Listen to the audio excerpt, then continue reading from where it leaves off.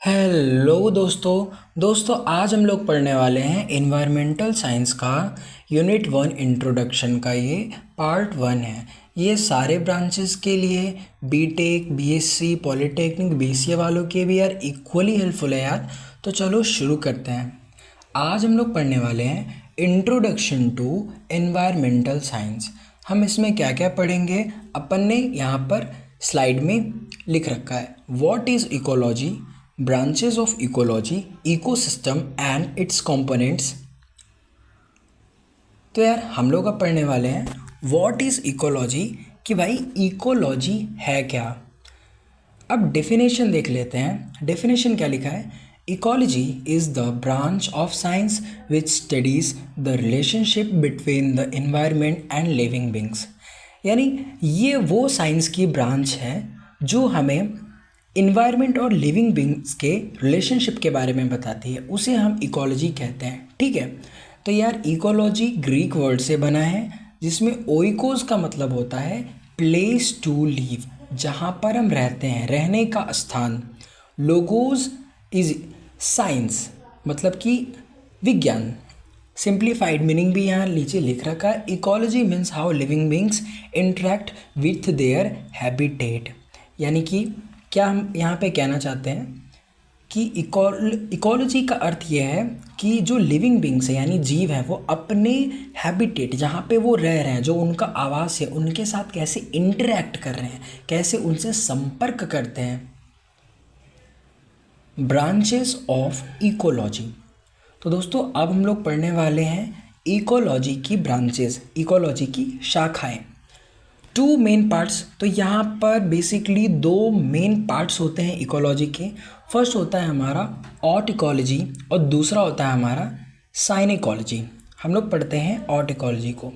तो study of individual organisms and their life cycle, growth, reproduction and development in a particular environment.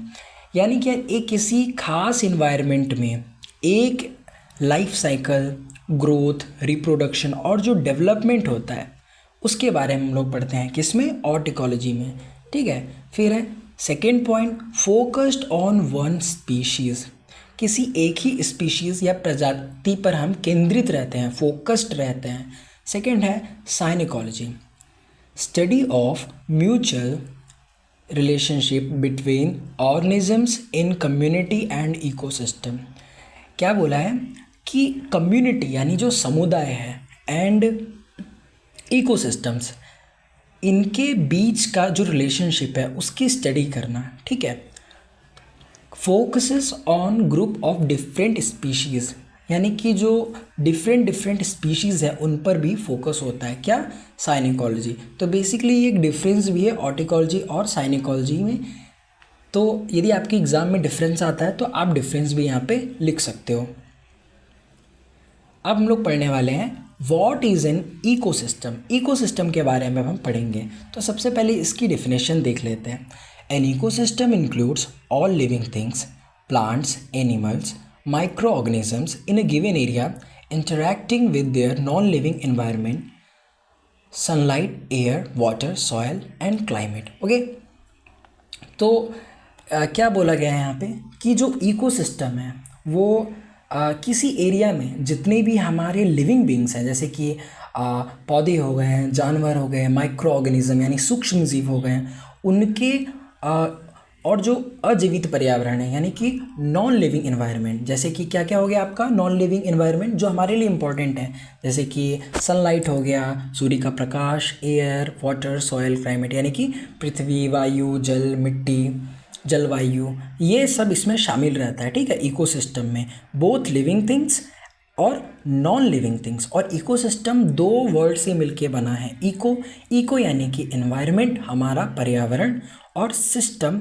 यानी कि interactions, जो interact कर रहे हैं, वो जो परस्पर क्रिया हो रही है इकोसिस्टम में। ठीक है, तो अगले स्लाइड पर हम लोग आ चुके हैं और अब हम पढ़ेंगे कंपोनेंट्स ऑफ एन इकोसिस्टम। तो यार इकोसिस्टम के कंपोनेंट्स को पढ़ना बेसिकली ये 2 कैटेगरी में है। एक है हमारा बायोटिक कंपोनेंट्स और एक है अबायोटिक कंपोनेंट्स। ये बहुत इंपॉर्टेंट पार्ट है, ये आपके एग्ज़ाम में डिफरेंस के फॉर्म में आ सकता है, तो इसे आप ध्यान से पढ़िए। बायोटिक कंपोनेंट्स क्या होते हैं? तो बायोटिक कंपोनेंट्स इजी है, जो भी चीज़ें जिंदा है, लिविंग थिंग्स है, वो हमारा बायोटिक कंपोनेंट है, जैसे कि plants, animals, micro organism, fungi, ठीक है। अबायोटिक यानी कि क्या? जो अजैविक घटक है। बायोटिक का हिंदी वर्ड होता है जैविक घटक, ठीक है, ये जैविक घटक है आपका। और अबायोटिक कंपोनेंट का होता है अजैविक घटक। तो अबायोटिक कंपोनेंट क्या है? बेसिकली नॉन लिविंग थिंग्स, जो चीज़ें सजीव नहीं है या जीवित नहीं है, नॉन लिविंग थिंग्स है, जैसे कि sunlight, temperature, air, water, soil, salinity, pH, moisture, climate, ठीक है, ये सारी चीज़ें अबायोटिक हैं, ठीक है।